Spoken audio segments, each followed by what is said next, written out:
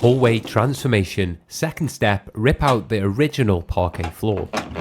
Unfortunately, this almost 100-year-old floor is super squeaky and it's got bits missing, which would be almost impossible to replace. So to fix the squeak, I've got to replace the floor. But I didn't realise what I was getting myself into. For starters, the parquet flooring looks super high quality. I can't actually work out what type of timber this is, but if you think you know, drop it in the comments. Realising that this floor can be worth quite a lot of money, I decided to take it up as gently as possible. But I worked out very quickly that the angle of the nails holding the boards to the joists would rip them apart if I removed them in the wrong order. So I had to find a way of starting on the other side of the hallway without obliterating too many of the boards. But you've got to start somewhere, and I also had to remove the ply on the side of the stairs so I could get to the timber below. What should have been a quick demolition project has now turned into a long-winded salvage project. The problem is, this is a real renovation. Me, my partner, and my 2-year-old son live here, and if we want to use the upstairs tonight, then this floor has got to be done by the time they get home. I nipped out to get a coffee so I could power through to the end of the day, and I'm glad I did because pulling the nails out of the joists took a long time. And whilst I was under the floor, this was my opportunity to adjust the plumbing for the radiators. We'd always felt that the radiator in the hallway was just way too big, and I also decided to insulate some of the pipework under the floor and create some new noggins to strengthen the joists in the floor. And like I always say, if you're going to do something, do it once and do it right. I even decided to replace some DPC and mortar and new joist in place, and I was able to just make it safe enough